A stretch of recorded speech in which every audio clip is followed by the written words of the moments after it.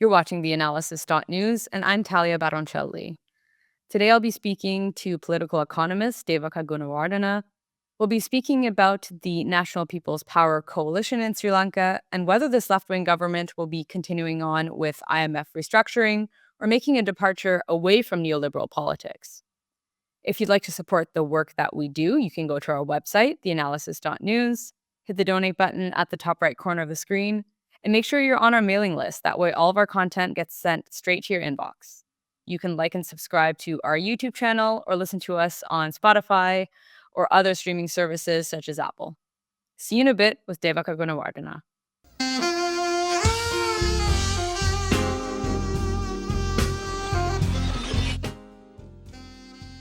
Joining me now is Dr. Devaka Gunawardena. He is a political economist and research fellow at the Social Scientists Association in Sri Lanka. He completed his PhD in anthropology at the University of California in Los Angeles, and he recently wrote an excellent article together with Alian Kadirgamar called The Sri Lankan Left's Long Road to Power. So thank you so much for joining us today, Devaka. It's really great to have you. Thank you very much, Talia. I'm glad to be on. So I wanted to speak to you about the political opportunity for the left right now in Sri Lanka. In September, Anura Dissanayake was elected president, and his National People's Power Coalition was able to get a two-third majority in November in the parliamentary elections. They got 159 seats out of 225 seats, which was absolutely historic given that the left has not been in a majority position in government since the 1970s in Sri Lanka.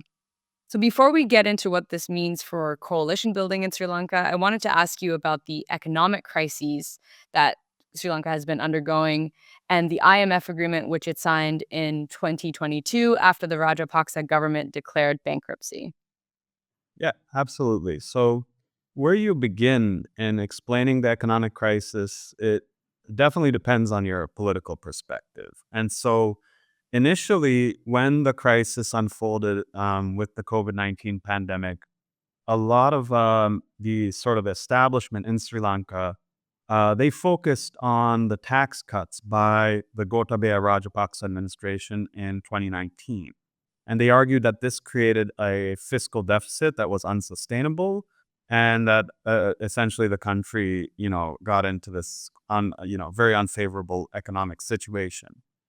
But actually, there's a lot more to it than that. So, essentially what happened is that Sri Lanka, because of the pandemic, lost a lot of its main foreign exchange earners, and that was tourism and migrant workers' remittances. I mean, eventually they recovered a few years down the line, but it was severe enough. I mean, tourism essentially went to zero that year in 2020, so that Sri Lanka was downgraded by international credit ratings agencies and it was locked out of capital markets.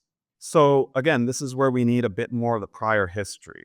So if we go a little bit further back to say the end of the Civil War in 2009, it was won by Gotabaya's older brother, Mahinda, and at great, huge, tremendous human cost. I mean, tens of thousands of civilians died. It was a brutal end, but Rajapaksa proclaimed the beginning of a new phase of development. And, again, a lot of people assumed he would be, much more statist, much more harkening back to sort of older traditions in terms of Sri Lanka's economic policy. But his administration really pioneered the use of sovereign bonds. So they had already actually initially released a sovereign bond in 2007, but after 2009, it was just a wave. And there was also a huge wave of speculative capital, people coming in to invest in luxury real estate. And in the whole country's, skyline practically changed, especially in Colombo. There were all these roads, ports, airports that were being built. And again, in the Western media, you may have heard this as framed as kind of like a Chinese debt trap. But actually, it was much more about the sovereign borrowing because Rajapaksa went to these capital markets where they were dominated by Western institutional investors, right? Firms like BlackRock and other hedge funds. And so Sri Lanka was paying exorbitant interest rates on these loans, and they weren't really doing anything with it, right? I mean, you're talking about 7, 8% in some cases on some of these bonds. So after 10 years, those investors who had, purchased the bonds that Sri Lanka issued essentially recouped their investment, right? They had practically double what they had invested. And so Sri Lanka was forced to pay these really high interest rates as a developing country precisely because of these credit ratings agencies. And so it's really a much bigger institutional matrix.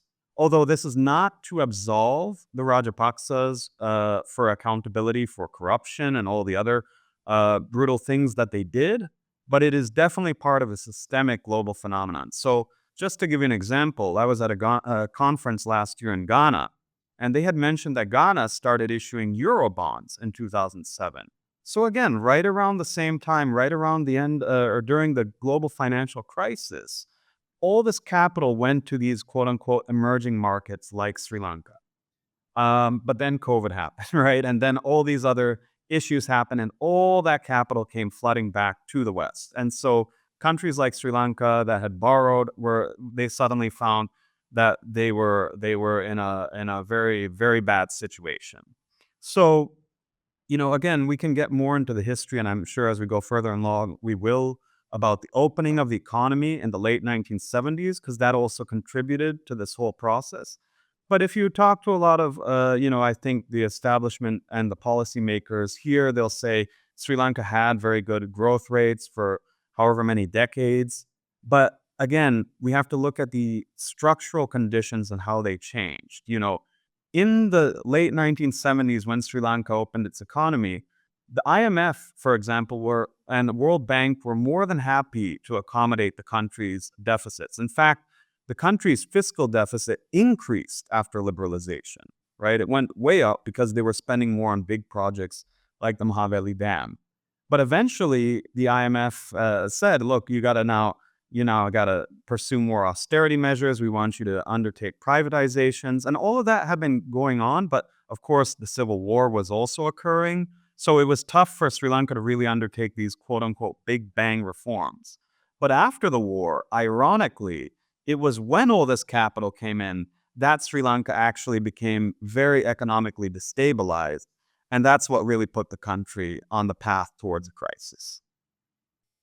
Could you speak a bit more about the taxation system that was in place and what Rajapaksa was or Gotabaya Rajapaksa was doing at the time? There's been some criticism of, whether he was taxing maybe the upper classes enough or taxing the working in the middle classes too much and putting in, too much pressure on them. What is your take on those particular policies?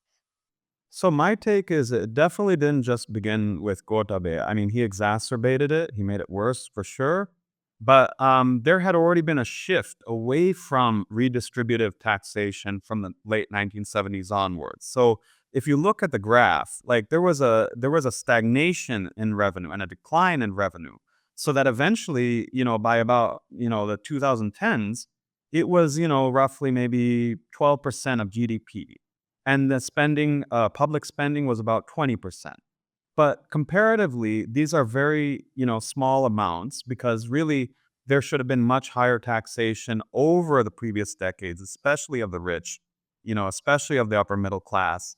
But, I think what happened really is that there was a shift, a fundamental shift away from these kinds of redistributive mechanisms because Sri Lanka again started looking for money from abroad. That was the main thing, right? Is the idea is the money is going to come in from elsewhere, so we don't really need to worry so much about making sure that the wealthy, the corporate investors, all of them pay their fair share of taxes. And in fact, one of the country's sort of primary, export sources were these garments, or have been these garment manufacturing enterprises. But in the zones in which they operate, they practically pay like, I don't know what the exact amounts are, but they practically pay no tax because of all these concessions and holidays, right? And the official corporate tax rate is extremely low. I think it used to be around 14%. So again, you have this broad shift in where the revenue comes from.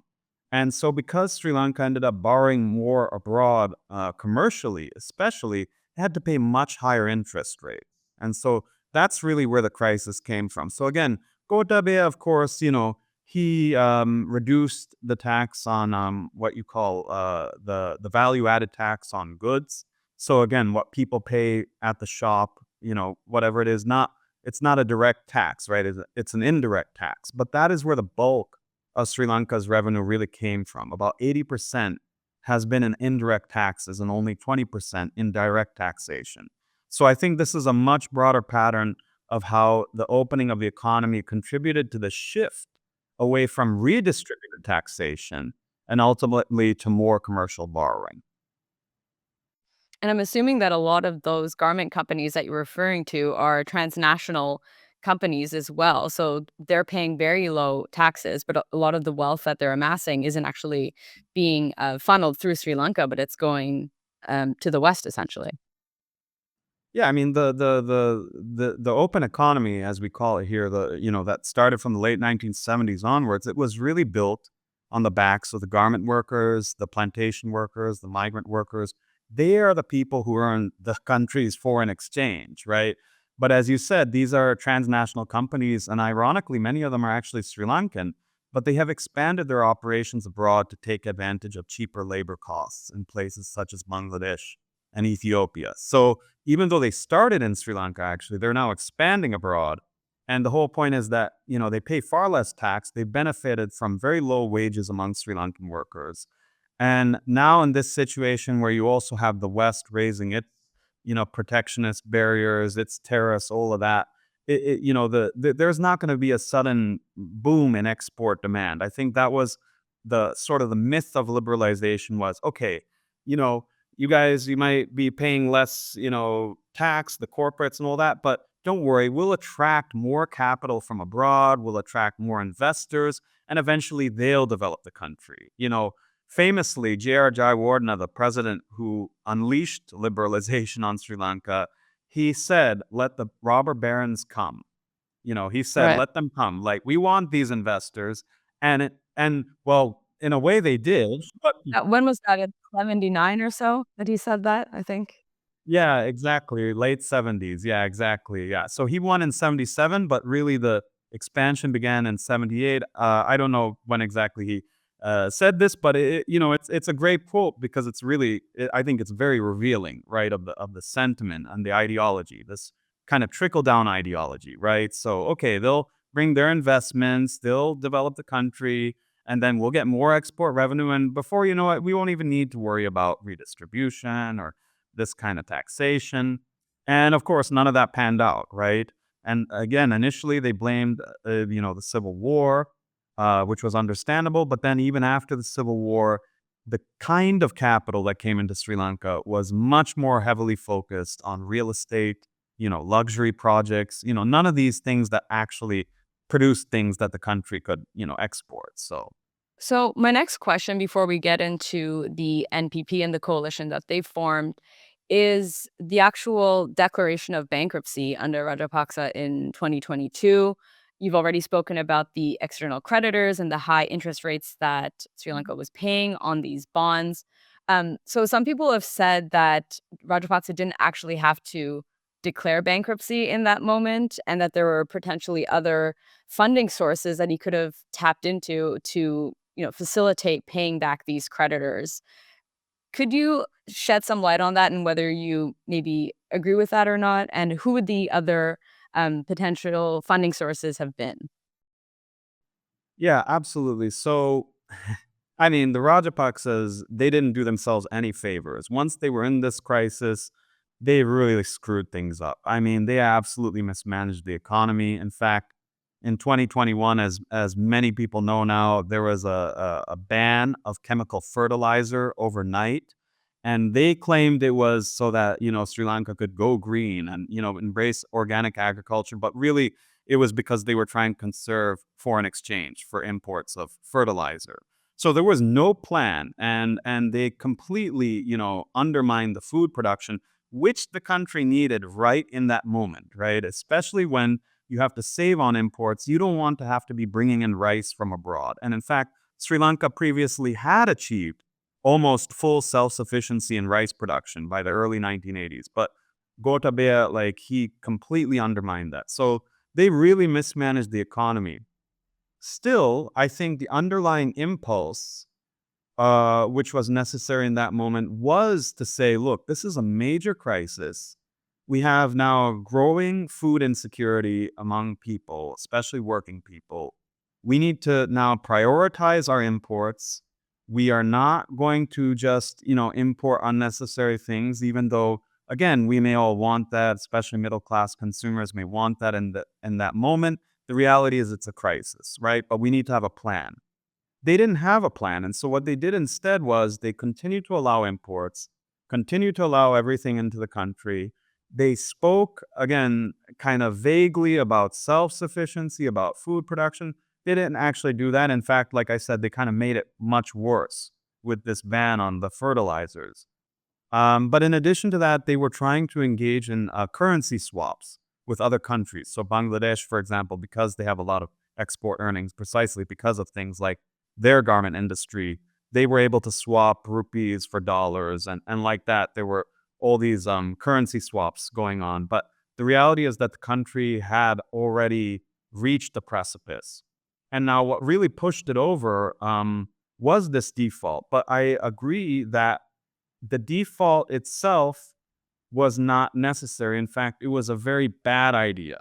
See, Sri Lanka that year in 2022 had a repayment, I think, of about $1 billion by July of 2022.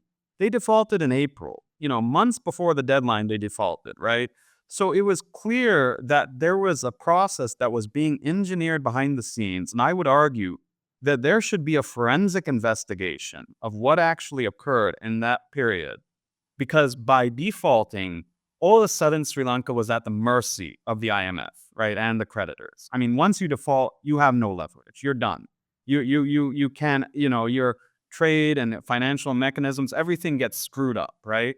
So, in fact, Japan, I think, they also stopped all their development projects, obviously, when Sri Lanka defaulted, and this put more pressure on people who were earning, incomes from all these other construction projects in the off season. They may be rural laborers, other folks who engage in construction.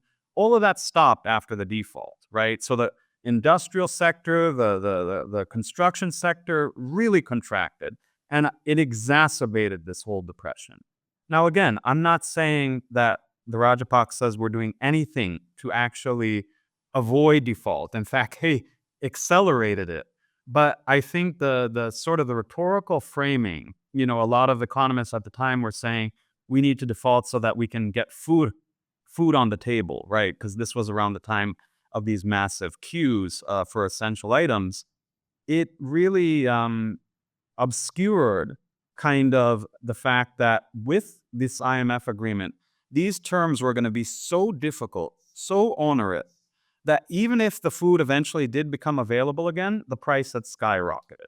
In fact, right around the time Sri Lanka defaulted, it devalued the rupee by about 40%. The central bank, under a new governor, increased the interest rates by almost double, okay, or over double. So all these small and medium enterprises went bankrupt. The cost of everything doubled or tripled. But again, middle class consumers, all that, the people relatively insulated, maybe they can afford fuel. But what's the point, right? If, half the country is starving, and if you have a poverty rate that's doubled from 12 to 25%, according to the World Bank's own estimates. So like that, I think there is a lot more work that needs to be done. I personally think it was a premature default. I use that word very specifically, premature, given that, in those couple of months, what else could have been done to secure a little bit more leverage, or at least develop an alternative plan that didn't simply rely on the IMF? Because again, once Sri Lanka was at the mercy of the IMF and the external creditors, it had no more leverage. Yeah. So, based on what you're saying, it sounds like this premature default was, in a way, shifting Sri Lanka under the umbrella of the IMF rather than looking for other funding sources, which potentially could have come from China or India. Or what were the challenges there with seeking other funding from other, foreign countries? Yeah, absolutely. I mean, so there's a lot of geopolitics, and I won't comment on the specifics because I don't know about all the potential deals that could have been negotiated.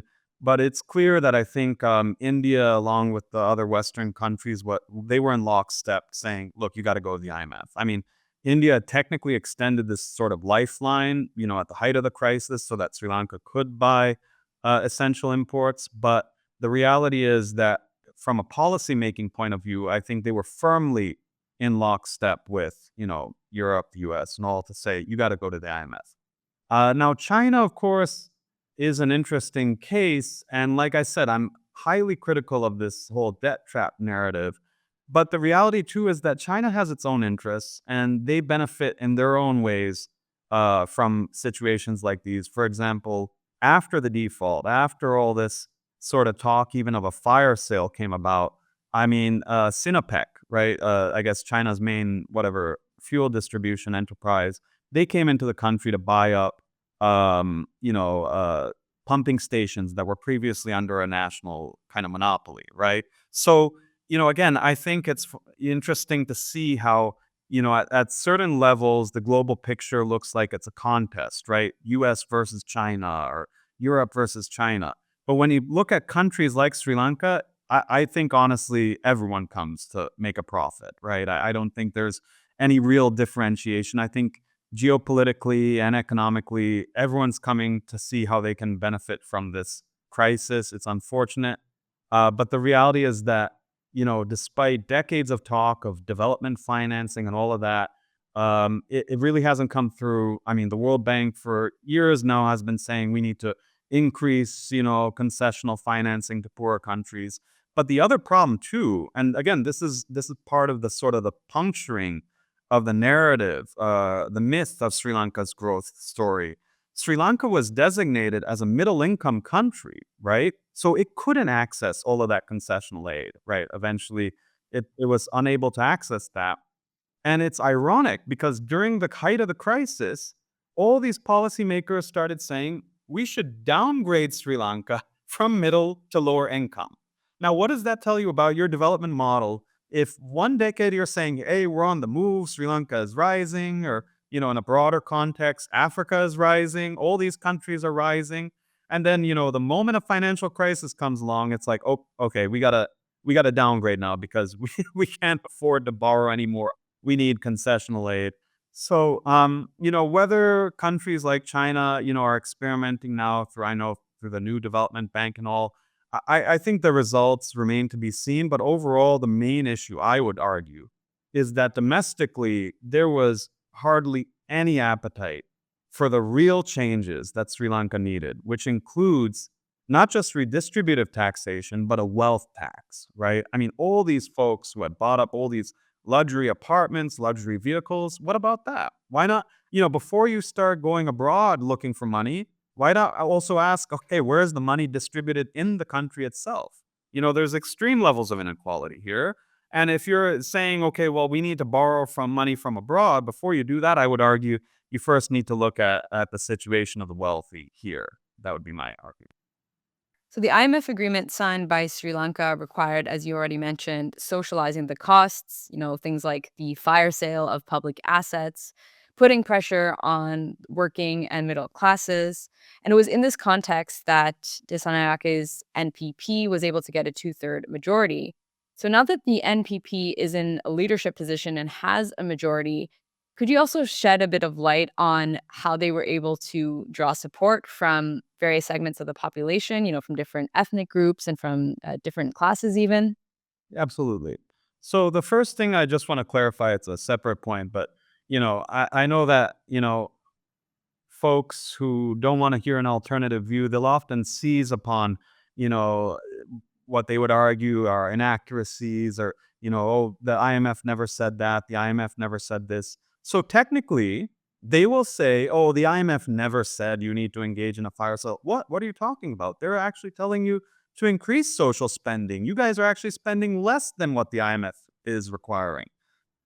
Let me bottom line this. The IMF's primary surplus target, what that means is the balance between revenue and expenditure were are so, I think, burdensome that in the middle of a depression, that means when the economy is literally contracting, you're also telling the government to contract its budget.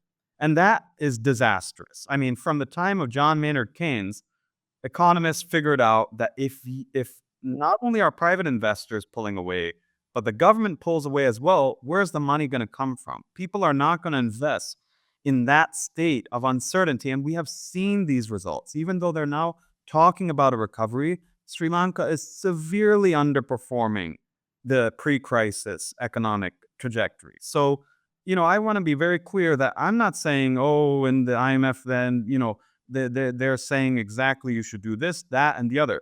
What I'm saying is the structural conditions make it practically impossible to pursue any other course other than austerity. That's what it is. It's austerity.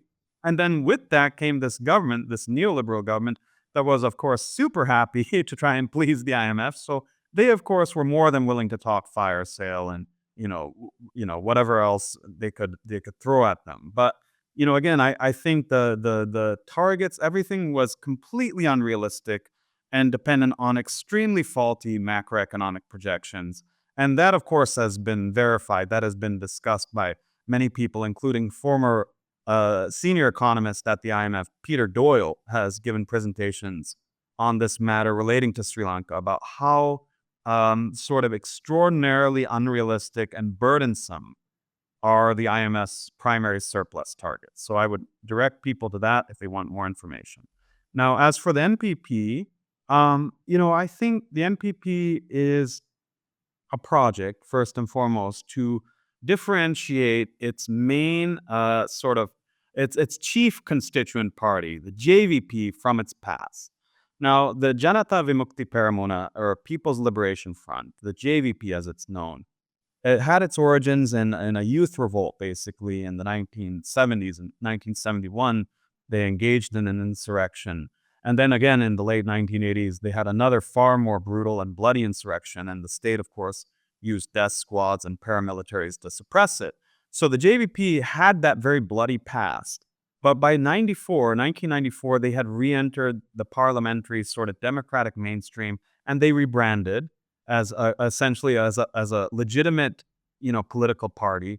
But they still had a lot of this Sinhala Buddhist nationalist rhetoric, right? They were all for ending the war with a military solution. They were all for gung-ho against, what they viewed as Western meddling. So they were extremely nationalistic. But it's funny because after the war, as I told you, the Rajapaksas had consolidated power. Suddenly the JVP realized, oh, this is bad, right? And so they started to become much more critical of the Rajapaksas and their tendency towards authoritarianism. And before they knew it, they had kind of picked up a new base among the middle class, actually, among professionals, people looking for a sort of quote-unquote non-corrupt alternative. But still, they had this lingering association with violence and insurrection. So by, I think it was 2019, if I'm not mistaken, they had begun this coalition, the National People's Power, NPP. And they're practically the driving force. But there are smaller, like, sort of civil society organizations, other groups, like I think there's a lawyers collective in there. And they all work together, but it's primarily under the leadership of the JVP. Now, I'm not saying all this to arouse suspicion. I'm not in any way implying, oh, the JVP is going to go back to its violent past, which there was a lot of that red menace sort of fear-mongering in the run-up to this election especially. But I'm just saying that actually its class composition even changed. They drew a lot more from middle-class support. They started trying to win over investors. And so that also changed, in a way, their priorities, right? They became, a lot more willing to accommodate the existing neoliberal economy. And that will come up, I'm sure, when we discuss, where they're headed now. But they essentially tried to moderate, right, their image especially. But still, you have to ask, right? It's crazy to think that in 2019, Anura Dissanayake ran as president in that election too. But he only got in the presidential election of 2019, he only got about 3% of the vote, okay? Just 5 years later, he had already zoomed, right, to over 40, whatever the initial, the first preference vote was. And then, like you said, in the parliamentary election, which was held in November, they won a 2/3 thumping majority. Okay, this was a party that had 3 seats in the previous parliament. So to go from 3 to 60% of the vote, right, in the parliamentary election in one electoral cycle. It's unprecedented. I mean, I think a lot of people were inspired by that, right? Because they saw that as a rejection of the old system, definitely a rejection of the old political class, which had been dominated by kind of like Sri Lanka's two main parties. You know, just like the U.S. has Democrat, Republican, Sri Lanka has Sri Lanka Freedom Party and the United National Party. And then they had a bunch of offshoots, but essentially they're all coming from the same two camps. Whereas NPP is this third force, unprecedented, and again, now they have the power. But again, I think a lot of the explanation for that can come from two things. One is people's frustration with austerity, with the economic crisis, but also this tremendous political opening that occurred with what they call the Aragalia struggle in 2022. And that's when you saw all these folks flooding the presidential secretariat, the mansion. There are some iconic images of people in swimming pools. That really demonstrated the power of the people. And so I think that is also something that the MPP definitely benefited from. Yeah. That was part one of my discussion with Devaka Gunawardena. In part two, we'll be discussing the opportunities and challenges facing the left in Sri Lanka. See you next time.